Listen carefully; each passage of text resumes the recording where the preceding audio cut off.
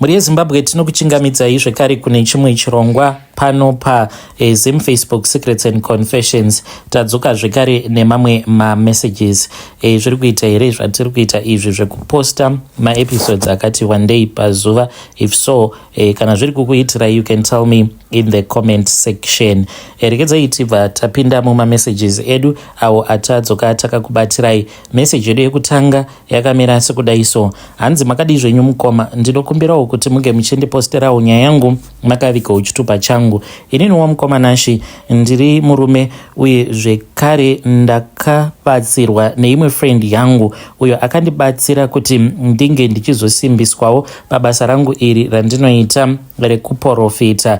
Ndakasimbiswa mainge muri mugore ra2016. Ndasimbisiwa kudaro ndakanzi yainge ichazosvika nguva yekuti ndaifanira kuti ndinge ndichizoita masacrifices, asi handina kunge ndakaziva kuti masacrifices acho awo andainge ndichazoita ainge ari masacrifices ei. Ndakangonzi ichasvika nguva yekuti unofanira kuti unge uchizochekeresa zvibereko zvako. Panguva yacho iyoyo ndainge ndisati ndava nevana, saka ndakazoroora mukoma. Ndakaroora mainge muri mugore ra2022.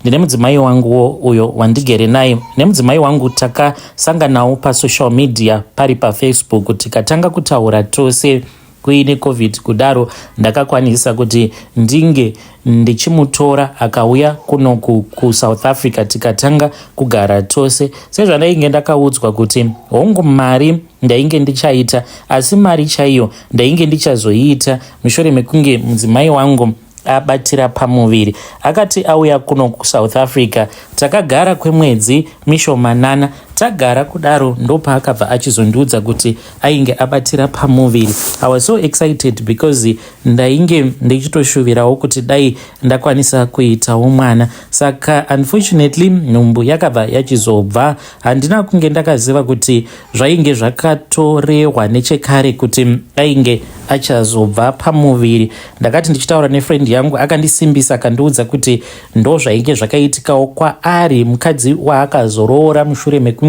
aenda akanosimbisirwa chiprofita chake. Akanzi aifanira kuti ange achizoramba mudzimai wake wekare ange achizotora umwe mukadzi mutsva. Akati abatira pamuviri nhumbu yekutanga yakabva yachizobva. Akanditi do not worry, zvichaita bo. Saka mukoma Nashi tagara kuda gore rose. Mudzimai wangu ndipo apo paakabva achizobatira zvekare pamwe pamuviri, pakabva pachizozvarwa mwana mukomana. Saka chiri kundinetsa mupfungwa dzangu, chiri kundishungurudza ndechekuti mwana wangu ndiri kufanira kuti ndinge ndichimuchekeresa. Apa ndiye ega mwana mukomana wandiinaye. Ndakazovabvunza gogo avo vakatibatsira kuti zvino kana kuri kunzi ndikachekeresa mwana uyu mukomana ndichazokwanisa kuita umwe here. Vakati kwete, hazviite, ndokutochekeresa mbereko ikoko kwandinenge ndatoita. Saka ndiri kuda kunorasa zvinhu izvi, but shamwari yangu akandipa yambiro yekuti kana ukarasa zvinhu izvi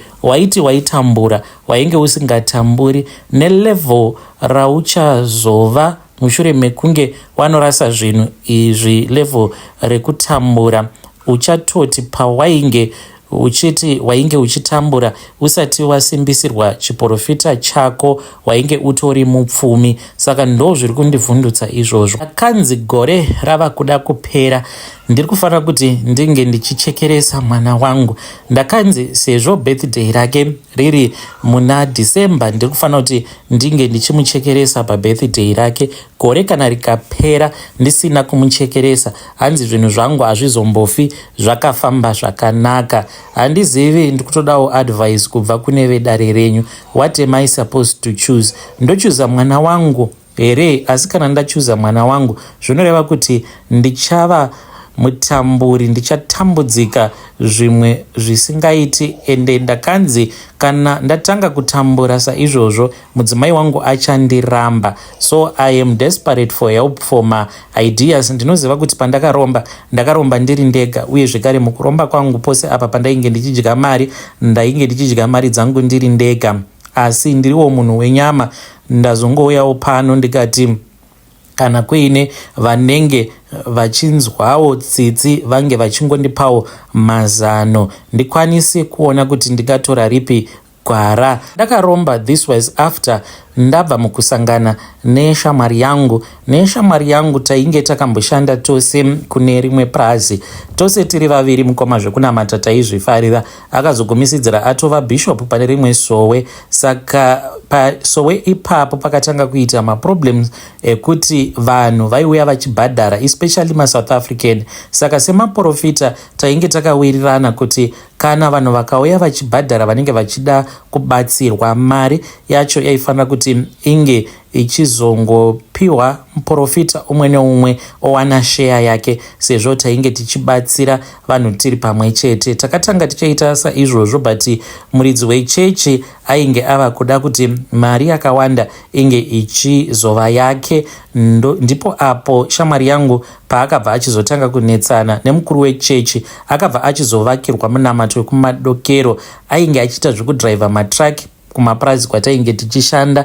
Nerimwe zuva akati ari kubasa akangoitawo mistake akauraya tractor remurungu ndokubva achizotiza basa, nekuti varungu vanorova especially kana kuri kunzi ukauraya equipment yavo. Saka akatiza ndokubva achizotanga kugara somewhere else. Taingotaurawo paWhatsApp tichitaurawo nekumafacebook but not that much. Saka akabva achizondifonera nerimwe zuva apo ndainge nditoriwo kumusha, ndikabva ndachizomudza kuti ndainge ndiri muzimu. Akanditi ainge achida kundiona. Mukomana she takabva tachizosangana. Ndakashamisika kuti ainge achidhiraivha motikari yainge yakanaka kudaro. Akandiudza kuti yainge iri motikari yake. Akanditi ainge atova nemabusinesses muZimbabwe, ainge atova nematraki awo aainge atova nawo. Saka nekufamba kwenguva akabva achizondibudira pachena akanditi uri umwe wangu, hapana pandingambofa ndakakurasa. Plus zvinhu izvi zvinodawo munhu wekuti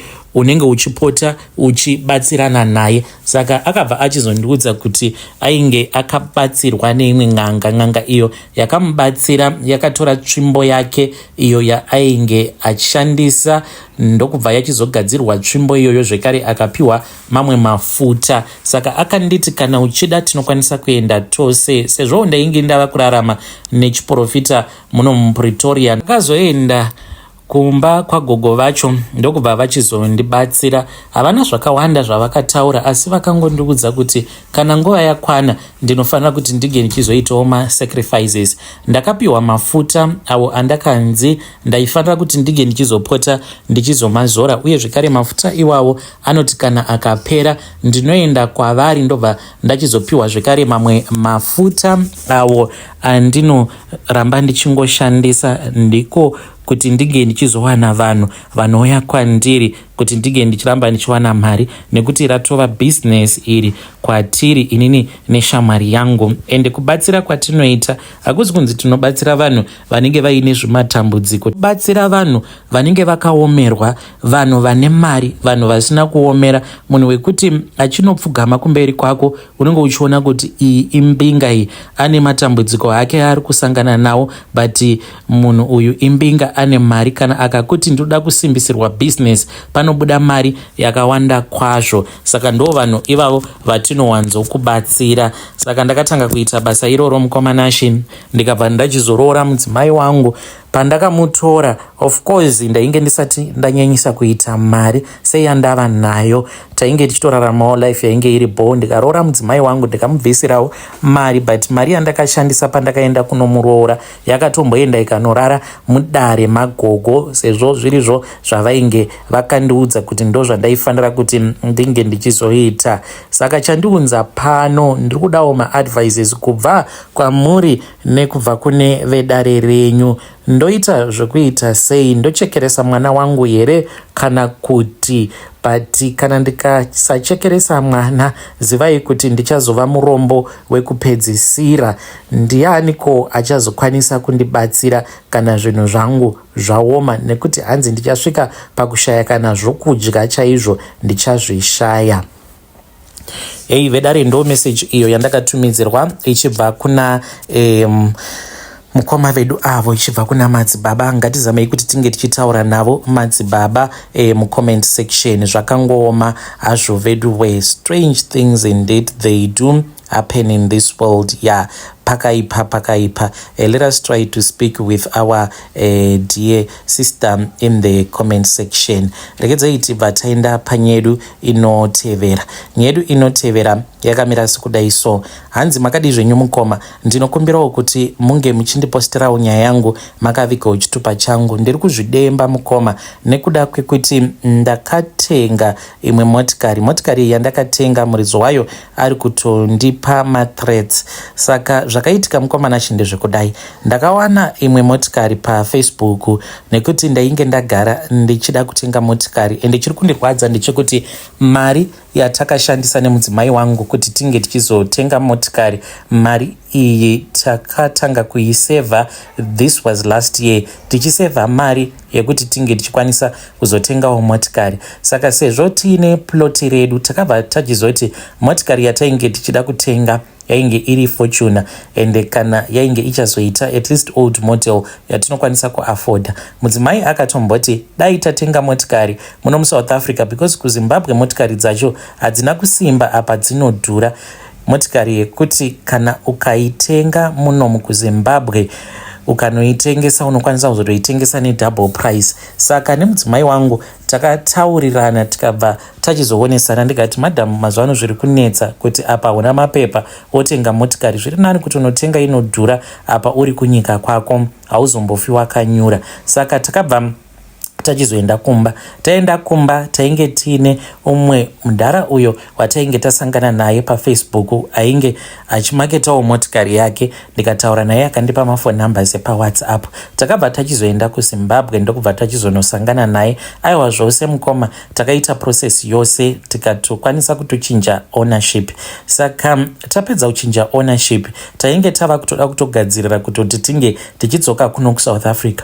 Mwana wangu ndipo paakatanga kurwara zvisinganzwisisiki. Saka sezvo tiriwo vanhu vechipostori takabva tachizoenda mukomanashi tikabva tachizonobatsirwa kumasowe. Ndo patakabva tachizoudzwa kuti tainge takatora chikwambo tikachibvisa chikwambo mumusha meumwe munhu tikachitenga tikachiisa mumusha medu. Saka chikwambo ichi sezvo chichiri chitsva mumusha hachisati chava kukwanisa kushanda ende chiri kutoda ropa. Ndikati aikaka kuchinogoti chinoda ropa, chakataurirana nani. Mukomanashi muprofita ainge achitibatsira akasimudzwa nemhepo. Ndingati akasimudzwa nemhepo about 30 centimeters akatorasirwa kwakadaro. Chainge chiri icho chikwambo ichocho chainge chatsamwa, chainge chagumbuka chikati sei waudza vanhu ava kuti ndiri chikwambo. Saka akazotiudza kuti batsira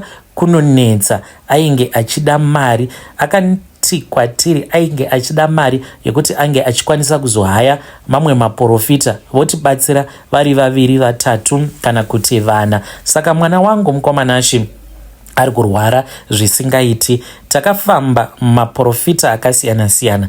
Then mukadzi wangu akabva achizoti sezvo tafamba kumaprofita 4 vose vari kutiudza kuti motikari yatakatenga chikwambo chatakatotora mumusha mevamwe vanhu tikachiunza mumusha medu, tadii tamboenda kune vanhu vechivanhu timboedza. Saka takazoenda kune vamwe sekuru ava vanogara kumabvuku. Takangoti tichingosvika pamba pavo vakamhanya vachibuda mudare mavo vakabva vati musaburuka henyu vazukuru, musaburuka, chikwambo chenyu ichi handisi kuda kuchiona chakapaka pagedhi rangu. Tsvakai kumwe kwekuti munonosiya makapaka chikwambo chenyu mobva machizodzoka tobva taonesana. Saka takazoenda mukoma tikabva tachizonosiya motikari kumashops tikazodzoka tichifamba netsoka ndokubva tachizobatsirwa.